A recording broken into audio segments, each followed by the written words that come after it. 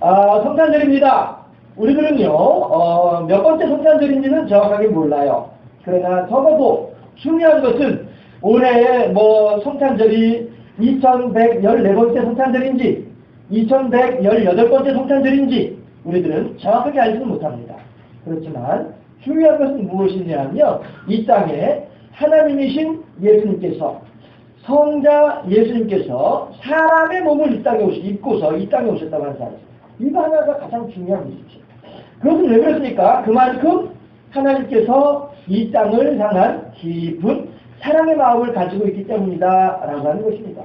어째서 대통령이 저 영등포 뚝방촌에 들어가서 앉아있다 나오는 내용들이 그렇게 신문에 대서특필되는 이유가 왜 그렇습니까? 저 청와대 안에 깊이 있는 양반이 그 영등포 뚝방촌에 들어가가지고 그 사람들과 더불어서 대화했다는 자체가 이게 너무나도 귀한 일이기 때문에 신문에 대서특필되는 거란 말이죠. 그렇게 한다면 하다못해 사람과 사람 사이에 이루어진 일도 이렇게 중요하게 생각을 하는데 하물며 하나님께서 이 땅에 내려오신 이 사건이 우리들에게는 얼마나 더 귀하고 얼마나 더 소중한 사건이겠느냐 하는 것입니다. 우리들은 바로 그 일을 위해서 그 일을 기념하기 위해서 우리들은 이 자리에 이렇게 모여있다 하는 것이죠. 이렇듯 사람을 사랑하시고 이렇듯 사람과 함께 거하기를 바라시며 이렇듯 사람의 신음과 한숨과 눈물에 대해서 세밀하게 관심을 기울이시고 같이 공감하시는 분이 하나님이신데 여러분들 한번 이 세상 돌아가는 모습들을 한번 가만히 보세요. 제가 점잖게 표현을 해서 모습이라고 얘기하지만 우리가 조금 더 비판적으로 조금 더 신랄하게 표현을 하자면은 꼬락서니라고 할 만한 그런 일들이 지금 벌어지고 있잖아요. 그런데 중요한 것은 무엇이냐 하면 그러한 이른바 꼬락서니로 보이는 그 사람들조차도 하나님께서 어떻게 하신다고요? 사랑하신다. 사랑하신다. 어저께 어느 분 신방을 갔더니 하시는 말씀이 참 목사님 내가 그동안에 얼마나 많은 죄를 지었는데 이러시는 거예요. 그런데도 불구하고 내가 아직까지 죽지 않고 살아있다는 자체가 나는 내 생각에는 내가 그동안에 지은 죄를 생각을 하면 나는 벌써 죽어서 골든벌은 죽어야 될 것 같은데 아직까지 살아있다니 참 희한한 일이다. 이런 말씀을 하시는 거예요. 왜 그렇습니까? 그만큼 하나님께서 우리들을 사랑하고 계시기 때문이다라고 하는 것이죠. 그제 같이 있던 또 한 분이 기도하시면서 그렇게 말씀하세요. 그렇게 기도하십니다. 하나님께서 이분을 사랑하셔서 지금까지 인도해 주시고 지금까지 돌봐주시니 이거죠. 우리들은요. 우리가 하나님을 향해서 하나님 사랑해요 할 때에도 물론 사랑하시지만 우리가 하나님에 대해서 알지 못하고 도리어 하나님을 향해서 거절하면서 도리어 하나님을 거역하면서 이러한 길로 나아갈 때에조차도 그때에도 하나님은 우리들을 사랑하셨더라라고 하십니다. 그러면 그 하나님은 우리들만 사랑하시고 아직까지도 이른바 꼬락서니 가운데 있으면서 아직까지도 하나님께 돌아올 줄 모르는 그 사람들은 이제는 하나님의 사랑을 딱 닫아버리셨나요? 아니란 말씀이에요. 우리가 예전에 죄를 지을 때에 우리가 예전에 하나님을 알지 못했을 때에 예전에 우리가 하나님을 향해서 거절했을 때에 하나님의 못에 하나님의 가슴에 대못을 박던 그 순간에도 우리들을 사랑해 주셨던 그 하나님께서는 이제 하나님 안에서 예배드리기 위해서 모인 이 거룩한 공동체를 사랑하시되 또한 아직까지 이 안에 들어오지 아니하고 바깥에 여전히 있는 그 사람들까지도 여전히 사랑하고 계신 줄로 믿습니다. 왜 그래요? 나 같은 죄인도 사랑하시는 하나님이시기 때문에 그들도 사랑하신다는 것이죠. 자, 그렇다면 이 성탄의 아침에 우리들은 무엇을 생각해야만 하겠습니까? 그들을 향하여서 우리들은 비난할 것이 아니라 그들을 향해서 우리들은 속상치를 할 것이 아니라 내 생각과 맞지 아니하다 해서 나의 뜻에 동의해주지 아니한다 해서 그들을 향하여서 배척하고 등을 돌릴 것이 아니라 만약에 우리가 그렇게 한다면 예전에 우리들은 하나님을 향하여서 그보다 더 심하게 하고 그보다 더 악하게 하던 나 같은 죄인까지도 사랑하시고 용서해 주시는 하나님의 사랑을 우리들이 실천하지 못하는 결과가 되지 않겠는가 하는 것입니다. 이 성탄의 아침에 우리들은 여관 주인과 그 다음에 목자에 대해서 함께 비교하고 해봄으로써 과연 나는 어떠한 삶을 살아왔으며 과연 나는 지금 어떻게 하나님을 바라보고 있으며 또한 나는 과연 그렇다고 한다면 앞으로는 어떤 시각으로 세상 사람들을 보아야만 할 것인지 하나님의 사랑의 음성을 들을 수 있는 복된 시간이 될 수 있기를 주님의 이름으로 축원합니다. 짐승들은요, 저는 이제 짐승들에 대한 텔레비전에 나오는 짐승들에 대한 이야기들을 이렇게 듣기를 참 저 보기를 좋아하는데 짐승들은 그렇더라고요. 자기들끼리 서열이 있어가지고요. 그 서열이 딱 이제 매겨져 있고 그 서열에 따라서 이렇게 생활을 하게 될 때에 이때에 그 짐승, 그 무리들은 평화롭다라고 표현을 하더라고요. 그러나 실은 우두머리 대장이 다른 모든 암컷들을 다 차지하고 다른 수컷들은 다른 암컷들을 차지하지도 못하게 만들어버리고 말이죠. 혹이라도 암컷이 내 새끼가 아닌 다른 이의 새끼를 낳게 되면 다 그냥 물어서 없애버리기도 하고 말이죠. 이렇게 하면서도 사람들은 뭐라고 얘기를 하냐면은 이 무리가 지금 평화롭다 이렇게 얘기한단 말이에요. 그렇다고 하면 그 평화는 어떤 평화예요? 한 대장 짐승 하나의 평안을 위해서 나머지 모든 부하 짐승들이 희생하고 수고하고 순종하는 가운데 이루어지는 평화를 말하는 것이죠. 그렇다면 그건 진정한 평화가 아니죠. 그렇잖아요? 이거는 불종이고 이건 불욕이죠. 이건 결국 평화가 아니겠습니다. 그런데 왜 이 말씀을 드리느냐 하면 우리 사람들이 살아가는 가운데에도 똑같은 일들이 벌어지더라라는 것이죠. 보세요. 요즘 우리 사회에서 특별히 이제 우리 올 2014년도 여름을 지나면서 우리 사회를 강타했던 말 가운데 하나가 뭐냐면 이른바 갑과 을이라고 하는 말이잖아요. 그렇죠? 자, 지금 제가 한 가지 상황을 한번 상상해서 한번 설명을 해드리겠습니다. 제가 이가니까 이 시성을 쓰시는 분들은 양해해 주시기 바라고요. 이 과장이 이 사장 앞에 갔습니다. 그랬더니 이 사장이 이 과장에게 이 과장! 뭐하는 짓이 대체 이게! 이걸 입장에서 내가 써야지! 당신 잘리고 싶어! 이 과장이 그렇게 이제 혼났습니다. 그리고 난 뒤에 다시 또 이제 이 부장한테 불려갔어요. 갔더니 이 부장이 하는 말이 야봐 이 과장 좀 잘 좀 해. 당신 때문에 나 오늘부터 사내에서 쫓겨졌어. 왜 이래 진짜. 나랑 같이 가고 싶지 않아? 내 다른 방법 생각해봐. 이랬단 말이에요. 그리고선 그 이 과장이 이제 자기 과에 와가지고 이 대리한테 뭐라고 하겠어요? 뭐라고 하겠어요? 이 과장이 지금 이 사장한테 깨지고 이 부장한테 깨지고 사무실에 왔어요. 그리고서 지금 이 대리를 봤어요. 이 대리에게 뭐라고 하겠단 말이에요? 아마 사장에게 받았던 것, 부장에게 받았던 것, 그 다음에 자기의 것 다 합쳐가지고 누구에게요? 이 대리에게. 죽어난 건 누구예요? 이 대리 밑에 평사원, 이사원만 죽어난 거죠. 이것을 이른바 우리들은 갑질이라고 표현을 하죠. 그렇죠. 그러면은 이 과장이 이 사장 앞에 있을 때는 을이었습니다. 그렇죠? 이 과장이 이 부장 앞에 서 있을 때에도 을이었었어요. 그러나 이 과장이 아까까지 방금 전까지도 이렇게 고개 숙이고 두 손 모으고 예 알겠습니다. 죄송합니다. 잘하겠습니다.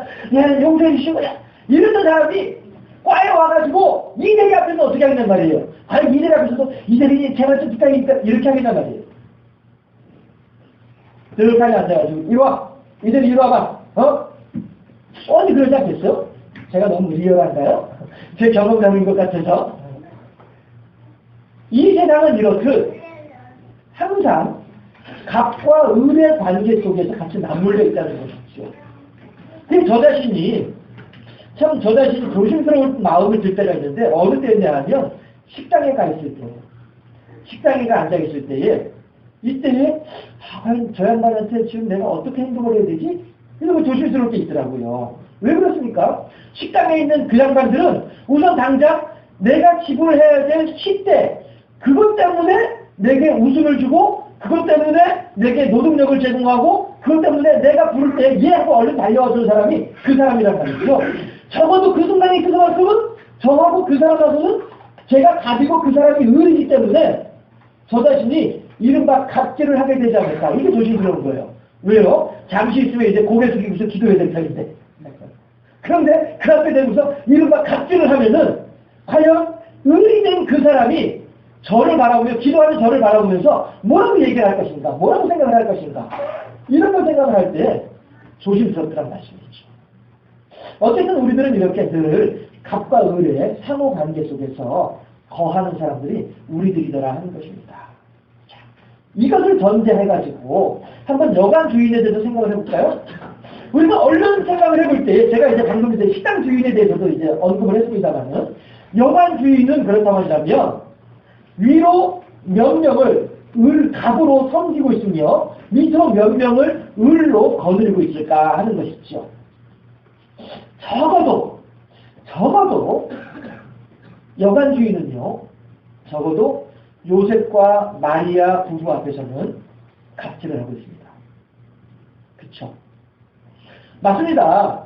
그 당시에 각자 다들 자기 고향으로 돌아가서 호적을 하나 했기 때문에 베들레헴이라고 하는 자그마한 동네가 평상시에는 뭐 한 300명 정도, 예를 들어서 300명 정도 살던 그런 마을이었는데 갑자기 을지에 나가 있던 사람들이 들어와가지고 350명이 됐어요. 네. 이러면 평상시에는 300명의 도시에 맞게 여관을 운영을 하던 여관 주인으로서 여관 주인은 우리 집은 지금 한 30명 정도 수용할 수 있는 그런 여관이야. 그런데 지금 50명이 여행을 왔어. 이러면은 여관 주인으로서는 뭐 얼마든지 30명만 받고 20명은 방해 없습니다. 할 수 있습니다. 할 수 있지만 또한 여관 주인은 지금 만삭이 되어져서 출산의 날짜가 얼마 남지 아니한 이 여인을 바라보면서 주인의 권한으로 얼마든지 이 젊은 신혼부부를 위한 방 한 칸 만들어줄 수 있다라고 하는 것이죠. 그러나 지금 이 요셉과 마리아라고 하는 이 사람들은 사회적인 신분으로 보더라도 목수 아닙니까? 목수. 네, 그다지 높은 신분이 아니란 말씀이에요. 그렇기 때문에 많은 돈을 가지고 있지도 못한 사람들이고 말이죠. 이제 또 젊기 젊어서 뭐 이렇게 보니까 뭐 어리숙해 보이기도 하고 말이죠. 여관 주인으로서는 지금까지 내가 손님들로부터 받았던 모든 스트레스, 여관 주인으로서는 지금까지 내가 내 위에 갓들로부터 행해졌던 모든 갓질을 받아들이면서 받았던 모든 스트레스들을 한꺼번에 해소할 수 있는 방법이 있는 거예요. 그리고 왜 지금 이 앞에 서가지고 눈을 두드리고 있는 요셉과 마리아, 이 낯선 젊은이들, 가난하고 행색도 별로 초라해 보이고 말이죠. 괜히 애가 배가 불러가지고 있는데 이 애 나와가지고 말이야 집에서 뒷자리 하려면 더 귀찮을 것 같고 말이죠. 예, 갑질하는 거예요. 적어도 요셉과 마리아 앞에서는 지금 여관 주인은 갑질하고 있는 거예요. 왜 그렇습니까? 이 여관 주인은 사람을 딱 보게 되면 이 사람에게서 얼마의 돈을 빼낼 수 있겠구나 하는 걸 알고 있기 때문에 그렇죠. 여관 주인은 비록 내게 갑질을 하는 사람들을 향해서 고개 숙이고 두 손 모으고 예의하면서 굽신굽신 하지만은 그럼에도 불구하고 여관 주인은 지금 현재 내 앞에서 갑질하고 있는 사람들의 무엇을 바라보고 있으니까 식당 주인이 저에게 하는 것처럼 그 주머니에서 나오는 돈을 바라보고 있는 건 아닙니까? 그렇잖아요? 이렇게 돈을 바라보며 갑질에 대하여 을이 되어지던 여관 주인은 이 세상에 구세주로 오시는 예수님을 향하여 첫 번째로 이른바 갑질을 하는 인간이 되었다라는 것이에요.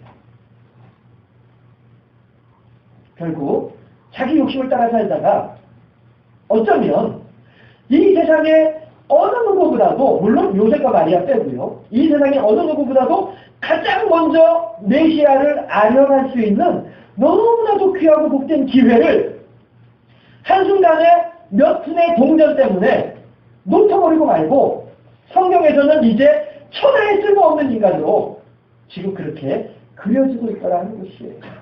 저 어렸을 때 성탄절 전날에 행사할 때 연극하면은 단골로 나오는 연극 있죠? 아마 많은 분들 알고 계실 거예요. 빈방 있습니까? 이거잖아. 이거 대표적인 연극이잖아. 빈방이 있으니까. 그렇게 지금 어린아이들의 고백 속에서 중고등학생들의 고백 속에서 여관주의는 지금도 못된 인간으로 그려지고 있는 거예요.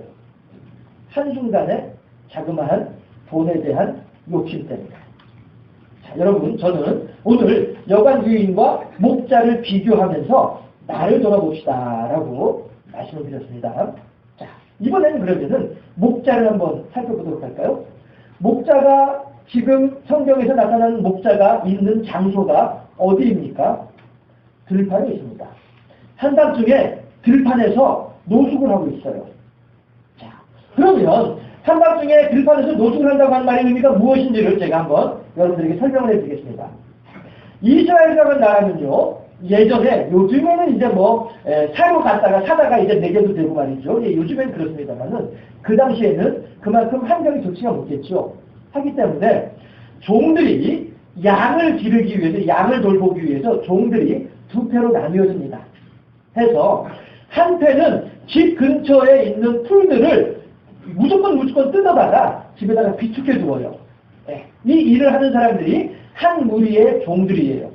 그러면 나머지 한 무리의 종들은 어떻게 하느냐면요, 양들을 데리고서 이제 멀리 집에서 먼 곳으로 떠나가게 됩니다. 해서 먼 곳에 이제 제가 읽었던 그 양과 목자라는 책에서는 헐몬산을 얘기를 해요. 헐몬산은 만년설이 있는 곳이거든요. 해서 늘 차가운 곳이고요. 네, 하지만은 중턱까지만 올라가더라도 햇빛을 받으면서 만년설은 높고 봄이 되면 파릇파릇 새싹이 올라옵니다.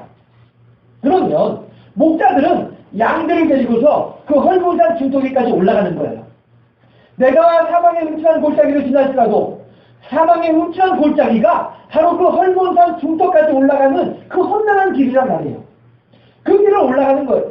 올라가서 거기에서부터 이제 올라오는 새싹들을 먹으면서 올라갔죠. 예, 어차피 밑에 광야는 들판은 이제 봄이 일찍 찾아오니까 거기서부터 새싹이 올라오죠. 예, 그러면은 먹으면서 이제 높은 산으로 올라가는 거예요. 올라가다 보면은 올라가는 데마다 이제 새싹이 나오고 이렇게 돼 있단 말이에요. 그러면 이제 올라가서 여름을 지내는 거예요. 헐몬산에서 여름을 지내고 이제 가을로 접어들기 시작을 하면은 헐몬산 중턱에서부터 풀들이 이제 없어지기 시작을 하죠. 겨울이 되니까, 날이 차가워지니까, 풀이 없어질 때에 그걸 바라보면서 이제 목자들은 그 양들을 데리고서 밑으로 내려오는 거예요. 내려와가지고, 결국 겨울에는 집에 와가지고, 집 근처에 울타리에다가, 집에다 울타리를 만들어 놓고, 이제 여름 내내 비축해 두었던 풀들을 꺼내다가 먹이는 거예요. 해가지고, 헐몬산을 여름 목장이라고 부르고, 집 주변을 겨울 목장이라고 부르는 거예요. 자, 그러면 한번 생각을 해보세요. 겨울 목장을 관리하면서 집 근처에 있는 풀들을 뜯어오는 일이 쉽겠습니까? 아니면은 양들을 갖다가 헐몬산까지 끌고 올라갔다가 끌고 내려오는 그 일이 쉽겠습니까? 어느 일이 더 어렵겠습니까? 어느 일을 더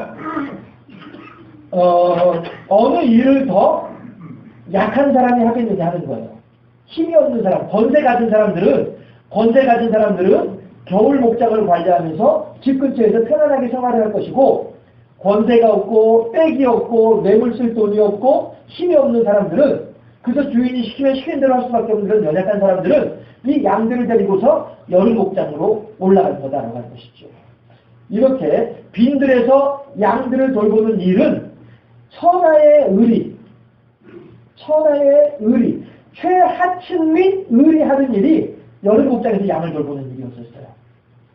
그런데 이 여름 목장의 일을 누가 하고 있느냐 하면요,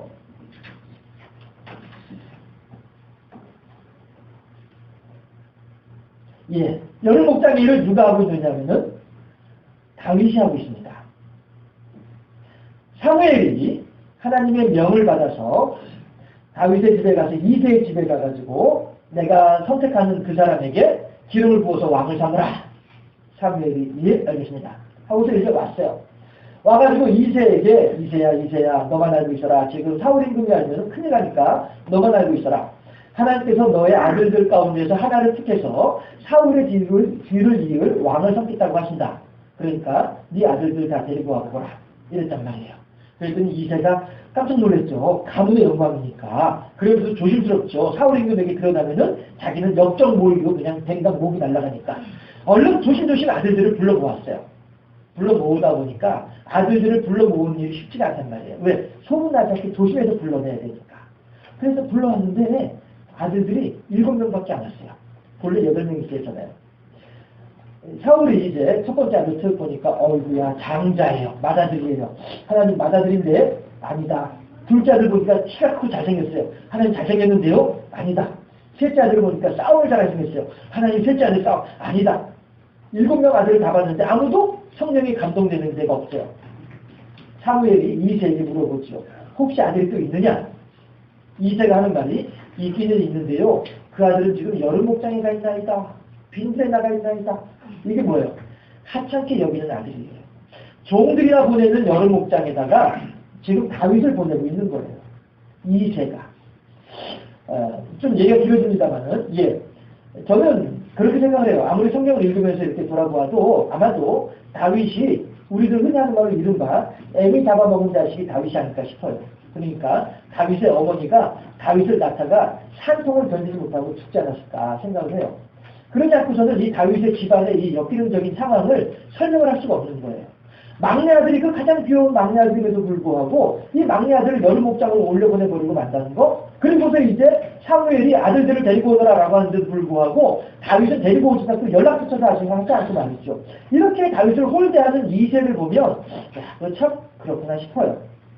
그런데 사무엘이 하는 말이 뭐라고 해요? 그가 오기 전까지 내가 자리에 앉지도 않을 것이다. 음식을 먹지도 않을 것이다.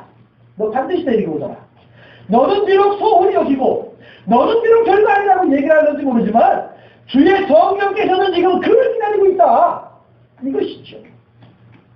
자, 이렇게 목자라고 하는 역할은 이렇듯 생명을 소중하게 여기며 하나님의 말씀하심에 주인의 요구하는 바에 순종하고 있는 목자라고 하는 역할은 늘 이 양이 밤에 바스락거리는 소리 때문에라도 잠을 못 자고 웅성거리게 되면 목자가 자기의 잠을 포기하고 양무리 가운데 그쪽 서가지고 있는 거예요. 그러면은 양들은 익숙한 나를 돌봐주고 살펴주는 목자의 이 냄새를 맡고 또 목자의 실루엣, 목자의 그림자를 보면서 안심을 하고 잠을 잘 수 있는 거예요. 이게 목자란 말이죠. 또한 목자는 사자의 입에서 늑대의 발톱에서 그들과 더불어서 목숨을 걸고 싸워가면서라도 그 양들을 건져내는 것이 이것이 참된 목자란 말씀이에요. 비록 세상 사람들 사이에서는 가장 최하층민으로 가장 비천한 인간으로 취급당하고 있는 그런 목자임에도 불구하고 그들은 어떻게 해요? 주인께 순종하고 내게 갑질받게 되지 아니하는 내 윗사람들의 마음에 들기 위해서 순종하기 위해서 또한 내게 맡겨진 양들을 돌보기 위해서 모든 수고를 아끼지 않은 사람들이 이 사람들이 목자이다라고 하는 것입니다. 여러분 어떻게 해서든 그 사람의 주머니에서 돈을 끄집어내고자 하는 여관 주인과 어떻게 해서든 한 생명이든 온전하게 보존하고자 하는 목자와 둘 다 위에 갑이 있고 둘 다 위에 갑들에 의해서 갑질을 당하면서 온갖 슬픔과 서러움 가운데 처해 있는 사람들임에도 불구하고 무엇을 추구하는 사람이었느냐에 따라서 그 사람들의 역사는 판이하게 달라지고 있다고 하는 것입니다. 생명을 존중히 여기고 생명을 사랑하던 목자들은 생명을 취급하며 생명을 살리는 일을 하던 목자들은 이제 태어난 아기 예수님께 나와서 예수님을 향해 경배하는 영광스러운 자리에 동참할 수 있는 복을 받는가 하면 아까도 말씀드렸다시피 바로 그 지척에 두고도 그 일을 깨닫지 못하고 있는 어리석은 여관 주인도 있다고 하는 것입니다. 여러분 우리들은 이 세상을 살아가는 가운데 경우에 따라서는 을이 될 수도 있지만 또한 경우에 따라서는 갑이 될 수도 있을 것입니다. 을이 되었다 하여 갑을 향하여 불평하고 불만한다고 해서 해결이 되어진 것은 결코 아니죠. 을이 되어져서 갑을 향하여 되돌아봐야 갑은 상처 하나 받지 아니하고 되드는 을만 망가지고 부서지게 마련이죠. 그렇다고 해서 그 온갖 스트레스를 내가 갑이 되어졌을 때에 내 밑에 을을 향하여 풀어내는 이런 어리석음이 아니라 생명으로 갑을 대하고 생명으로 을을 대하는 생명의 부양자로 세워지는 우리 모두가 되어질 수 있기를 주님의 이름으로 축원합니다. 과연 내 살아가는 목적이 어디에 있는가? 과연 내 살아가는 주 안점이 어디에 있는가 하는 것이 그 사람 주머니에 있는 돈단을 바라보고 있는가? 아니면 지금 똥 싸고 지금 귀찮게 만들고 있는 그 양들을 바라보고 있는가? 하나님께서는 우리가 아직 죄인 되었을 때에도 우리를 위하여 당신의 아들인 예수 그리스도를 십자가에 달려 죽게 하심으로써 우리를 향한 당신의 사랑을 확증해 주셨습니다. 우리 또한 그 하나님의 무한하신 사랑하심에 깊이 감사하고 감격하며 하나님께 영광 돌려드리는 가운데 하나님께서 사랑하시는 나 자신을 사랑할 줄 알고 하나님께서 사랑하시는 우리 이웃들을 사랑할 줄 아는 누구에게나 참다운 의미의 영적인 의미의 갑이 되어지고 하나님께서 우리들에게 행하셨던 갑질처럼 우리 또한 그렇게 사람들에게 은혜와 자비를 베풀어 나아가는 하나님의 지혜로운 착하고 충성된 종으로 세워지는 우리 모두가 되어질 수 있기를 주님의 이름으로 축원합니다. 기도하겠습니다.